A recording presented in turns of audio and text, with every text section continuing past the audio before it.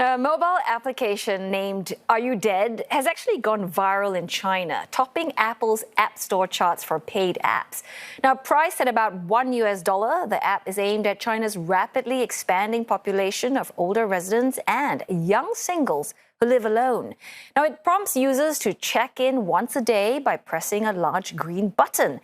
And if they fail to do so for more than 2 consecutive days, the app will automatically notify an emergency contact nominated by the user by email. Well, for more on this, we've got CNA's Genevieve Wu. She's in here in the studio with us. And of course, we also have our senior correspondent, Guan, in Shanghai. Now, Guan, firstly, I know that you have downloaded this app. So just tell us what it's all about, what does it do, and just how successful it is in China. Well, one thing I must tell you is the first thing my assistant exclaimed, because I got the whole team to download the app, and the first thing she exclaimed was, "That's it?" Yeah, indeed, the app is really very super simple. All it does, as you say, is ask for your name and then email someone whom you like to send an email to if you fail to check in for 2 days in a row. And then you click on the green button to check in. That's it. Yet it was downloaded 10 million times. And when we downloaded it this morning, it cost about 8 yuan in the China App Store. Our research assistant did do some digging and found that when the app was launched in June 2025 last year, the app was launched free. Then on New Year's Day this year, it became a 1 yuan app. That's about, give or take 20 cents Singapore or 15 cents US dollars. And as it went viral 11 days later, on 11 January, it became an 8 yuan app, or about just over $1 and 15 cents, or nearly 150 Singapore dollars. Strangely, on the Singapore App Store, the app only costs 98 cents. So it's actually more costly to Chinese users than to Singapore users. And we're just thinking, sigh, why haven't we thought of coming out with such a simple app like this? Well, then you and I are going to be millionaires by now. Okay, so Guan's response was what? I mean, that's it? I mean, let me jump in on that, Guan. I mean, I think the beauty of this app is precisely it doesn't have bells and whistles. It is meant to be an emergency app. Let's say if it's targeting old people who are living alone, and we're talking about an emergency, a crisis that happens, that all you have to do is to tap, and it goes to somebody that you notify somebody to help you.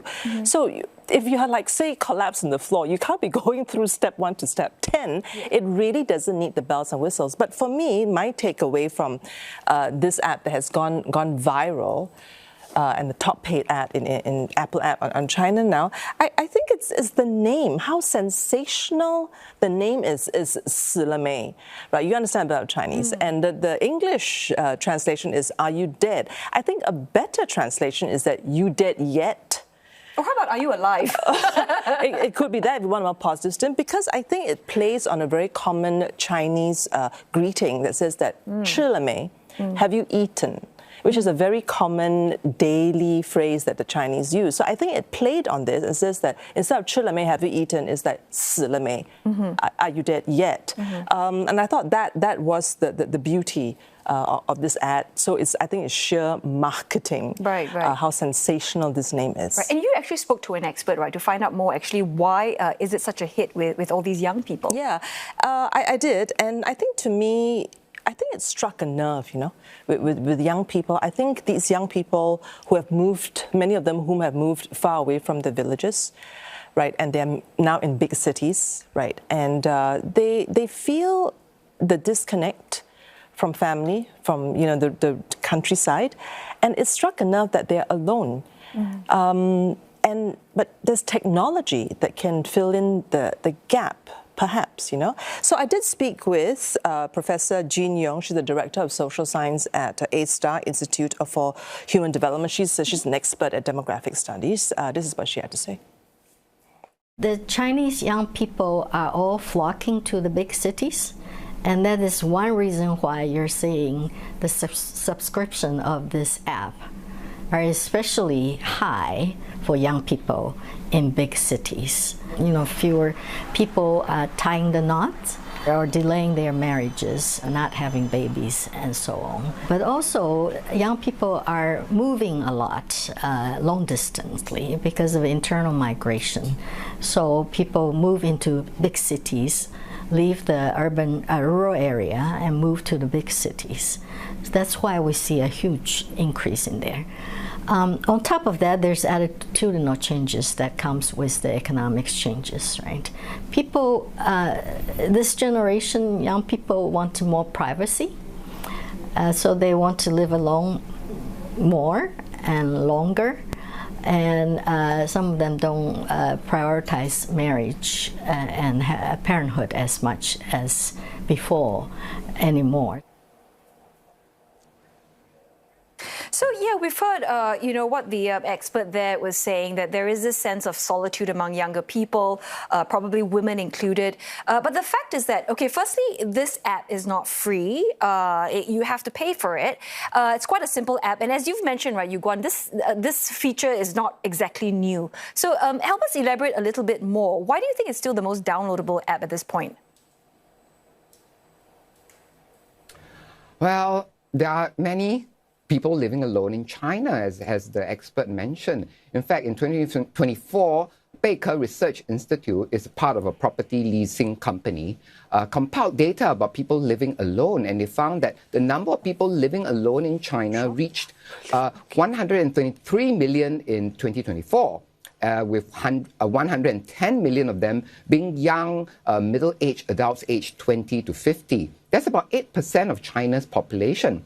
Of course, there's also more people choosing not to marry, and so in a way the app resonated with them. And even though, frankly, as someone who lives alone myself, I don't find it very useful. I think, Genevieve said that, simplicity is good, but then the fact is that it sends an email rather than sends a WeChat or WhatsApp message is already one huge minus, since emails are not always checked every day, especially personal accounts.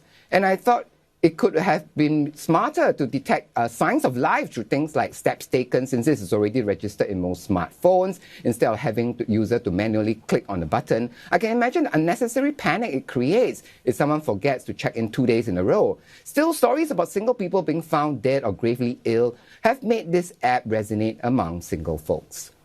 Okay, so Jen, tell us that the idea that there is also a sense, right, that young people having to download this app. What does that tell us about the support and connections in China? What's lacking there? I think for this app to be so popular among the young people, to me sounds like an acceptance of a very stark reality, and also a reference to how bleak or morbid the name of the app really is, but yet so popular. It's like I think they know that the physical support, the traditional support in life for them is shrinking, right? There's aging parents, right, and they could be far away in the villages. No siblings or few siblings, thanks to China's draconian one-child policy. So I also asked the expert, Jin Yong, that does the viral success of the app, is that a red flag that the society is really unprepared for the aging challenges that they're facing? Let's hear what she has to say. Is the success of this app a warning sign about how unprepared society is for the aging needs? Yeah, it's very interesting that it takes these relatively simple apps to raise people's awareness about this one increase in one-person household. Scholars have been studying this for decades. We know that this is going to continue to increase. But I think it's a good sign that people now realize that these are real trends, and that increasingly family support has become weakened over time because fewer siblings, fewer relatives, fewer kids around, especially with China such a big place. Moving around, internal migration has increased a lot. So there's probably a real need to use some other support, other kind of support like the apps. I think there's no reason not to use the apps to help, so to avoid people become isolated. Well, there's so much to cover, but I'm afraid we have run out of time. But I'm definitely going to look into this app. I mean, no harm having one, right? Yeah, It's just we can download it $1 too. Yeah. So thank you so very much, Genevieve, here speaking to us in Singapore, and of course we've got our senior correspondent Tanya Guan in Shanghai.